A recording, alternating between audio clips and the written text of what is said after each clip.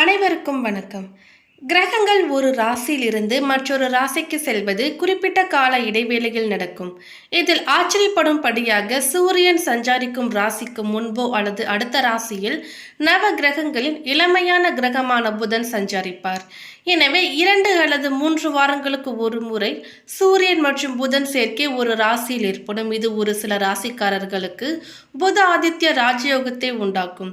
June மாதம் 1ஆம் தேதி முதல் ரிஷபராசியில் புதன் சூரியனுடன் சேர்ந்து சஞ்சாரிக்க இருக்கின்றார். வருகின்ற ஜூன் 14ஆம் தேதியன்று புத ஆதித்ய யோகமானது ஏற்படவிருக்கின்றது. இதனால் கடகராசிக்காரர்களுக்கு எப்படிப்பட்ட பலன்கள் எல்லாம் கிடைக்கப் போகுது என்பது குறித்த பல முக்கியமான கணிப்புகளை பற்றி தான் தெரிஞ்சுக்க போகிறோம். எனவே கடகராசிக்காரங்க பதிவை பார்த்துட்டு இருந்தீங்கன்னா தொடர்ந்து பார்த்துட்டு வாங்க. அது மட்டும் இல்லாமல் நீங்கள் இப்போ தான் நம்ம சேனலை ஃபர்ஸ்ட் டைமாக பார்க்குறீங்க அப்படின்னாலும் கண்டிப்பாக சப்ஸ்கிரைப் பண்ணிக்கோங்க.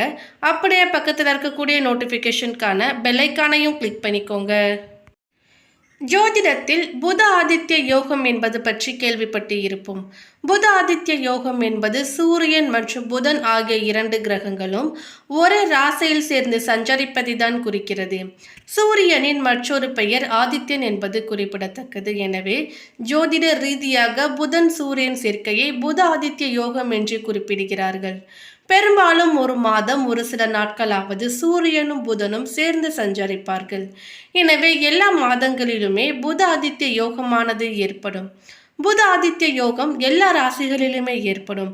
ஆனால் அது புத ஆதித்ய ராஜயோகமாக இருக்க வேண்டும்.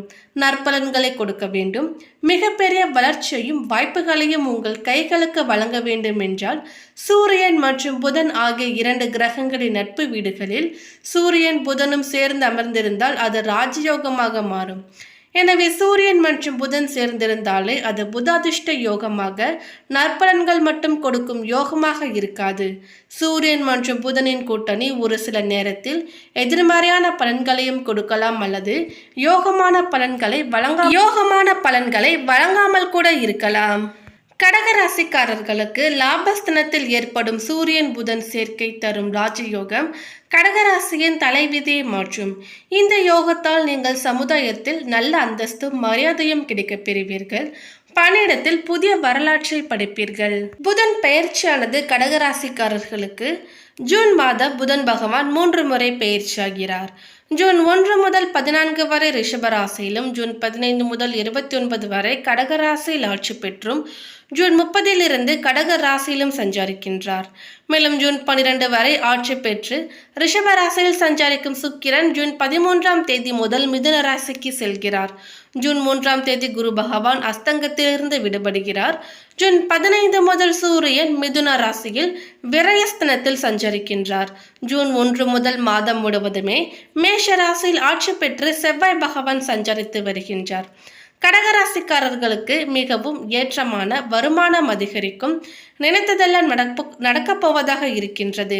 குரு பெயர்ச்சி அஸ்தங்கம் நீங்குவது கடகராசிக்கு மிக சிறப்பான பலனை கொடுக்கும். தொழில் வளர்ச்சி ஏற்படும். ஊதிய உயர்வு, பதவி உயர்வு, இடமாற்றம் சாதகமாக இருக்கும். நல்ல லாபம் கிடைக்கும். திடீர் அதிர்ஷ்டம் உண்டாகும். வீட்டில் இருந்த நெருக்கடிகள் விலகி நிம்மதி பிறக்கும். சொத்துக்கள் வாங்கும் அமைப்பு, சொத்துக்களில் இருந்த வில்லங்கம் நீங்கும். திடீர் செலவுகள் உண்டாகலாம். மேலும் தொழில் ரீதியாக இந்த மாதம் பெரும்பாலும் உங்களுக்கு மிகவும் சாதகமானதாகவும் லாபகரமானதாகவும் இருக்கும். எங்கிருந்தோ திடீரென்று ஒரு பெரிய தொகையை பெற வாய்ப்பு இருக்கிறது. உறவுகளின் பார்வையில் மாதத்தின் 2ஆம் பாதி மிகவும் இனிமையானதாக இருக்கும். இந்த காலகட்டத்தில் திருமணம் ஆகாதவர்களின் திருமணம் நிச்சயிக்கப்படும். இந்த காலகட்டத்தில் உங்கள் காதல் வாழ்க்கை அற்புதமானதாக இருக்கும். திருமண வாழ்க்கை மகிழ்ச்சியாகவும், திடீர் வருமானம், திடீர் லாபம் போன்றவையும் கிடைக்கும். மேலும் செவ்வாய் பகவான் ஆட்சியாக அமர்வது சொத்து, நிலம் மற்றும் வேலை சார்ந்த விஷயங்களில் நல்ல யோகத்தை கொடுக்கும். கடகராசிக்காரர்களுக்கு எந்த ஒரு வேலைகளையும் நாளை வரை தள்ளி போடுவதையோ அல்லது கவனக்குறைவாக இருப்பதையோ தவிர்க்க வேண்டும். மாதத்தின் 2ஆம் பாதியில் உறவினர்கள் உடலான ஒரு சில பிரச்சனைகளால் குடும்பத்தில் நிம்மதி குறையலாம். குடும்பத்துக்காக செலவுகளை செய்ய வேண்டி இருக்கலாம். தேவையில்லாமல் வாக்குவாதத்தில் ஈடுபட வேண்டாம். மாதத்தின் நடுப்பகுதியில் தொழில் மற்றும் வியாபாரம் தொடர்பாக நீங்கள் பிறந்த இடத்தை விட்டு வெகு தூரம் செல்ல வேண்டி இருக்கலாம் அல்லது ஒரு சில விஷயங்கள் தாமதமாகலாம். மேலும் பணியாளர்களுக்கு அலுவலகத்தில் மதிப்பும் மரியாதையும் அதிகரிக்கும். பணிச்சுமை குறைவதால் உற்சாகமாக காணப்படுவீர்கள். நிர்வாகத்திடம் முக்கிய கோரிக்கை வைப்பதற்கு சாதகமான மாதம். அலுவலகத்தில் எதிர்பார்த்த கடனுதவியும் கிடைக்கும். தொழிலதிபர்கள் வியாபாரிகளுக்கு அரசின் சலுகை, வங்கி கடனுதவி போன்றவையும் கிடைக்கும். பணியாளர்களின் ஒத்துழைப்பு நன்றாக இருக்கும். அவர்களின் சாமர்த்தியத்தால் விற்பனையும் லாபமும் அதிகரிக்கும். பெண்கள் கணவர் மற்றும் குடும்பத்தாரின் அன்பை பெறுவீர்கள். மதிப்பும் மரியாதையும் அதிகரிக்கும். உறவினர்களுடன் உறவு சுமூகமாகும். புத்தாடை நகை வாங்குவீர்கள். அலுவலகத்தில் உற்சாகமான சூழ்நிலையே காணப்படும். அடுத்ததாக பாதம் 4 புனர்பூசம் நட்சத்திரத்தை சேர்ந்தவர்களுக்கு இதுநாள் வரையில் நீங்கள் அடைந்த சங்கடங்களை எல்லாம் லாபஸ்தானத்தில் சஞ்சரிக்கும் குரு இனி இல்லாமல் செய்வார்.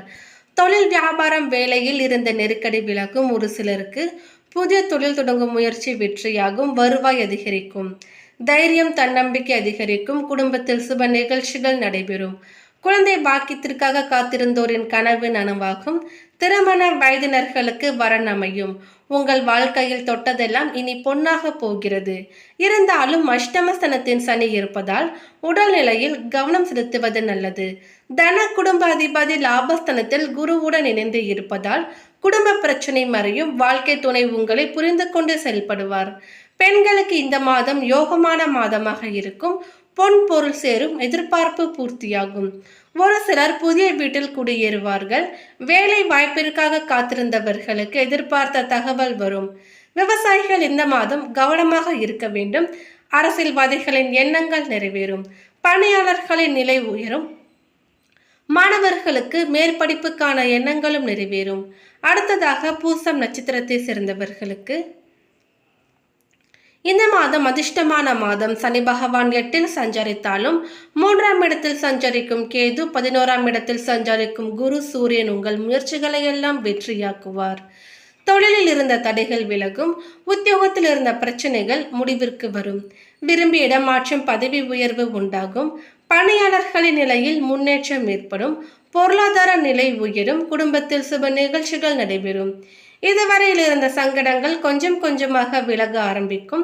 தம்பதிகளுக்குள் ஏற்பட்ட பிரச்சனைகள் விலகி ஒற்றுமை ஏற்படும்.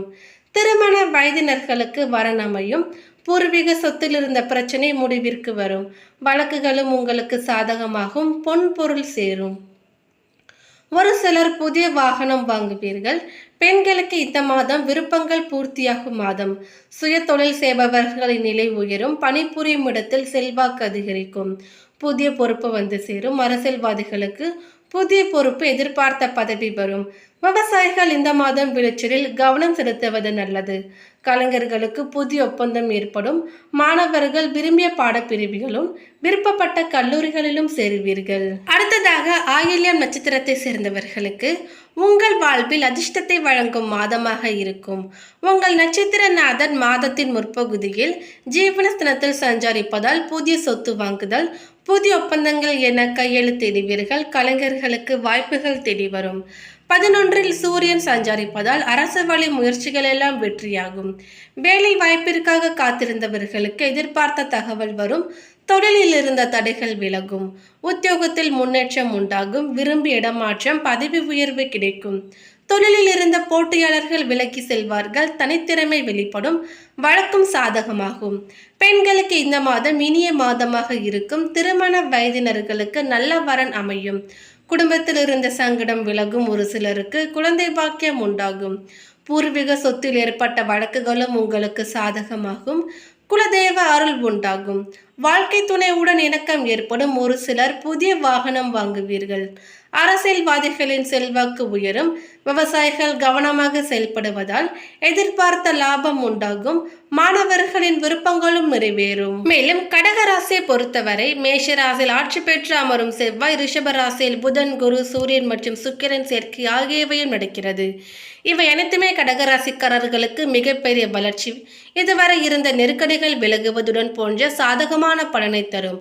அது மட்டுமல்லாமல் ராகு கேது பெயர்ச்சியில் எந்தவிதமான மாற்றமும் இல்லை. மாதத்தின் இறுதி நாளில் சனி வக்ர பயிற்சியும் ஏற்படுகிறது. மேலும் பரிகாரமாக திங்கட்கிழமைகளில் சிவபெருமானுக்கு வில்வ இலையால் அர்ச்சனை செய்வதும் விநாயகருக்கு அருகம்புல்லால் அர்ச்சனை செய்வதும் நன்மையை தரும். அதிர்ஷ்டம் தரும் நாட்கள் ஜூன் 6, 9 மற்றும் 11. மேலும் இந்த தகவல் உங்களுக்கு பிடித்திருந்தால் லைக் பண்ணுங்க, ஷேர் பண்ணுங்க. இது போன்ற பல சுவாரஸ்யமான கணிப்புகளை நீங்க தெரிஞ்சுக்கணும்னா எங்க சேனலை சப்ஸ்கிரைப் பண்ணிடுங்க. தேங்க்யூ.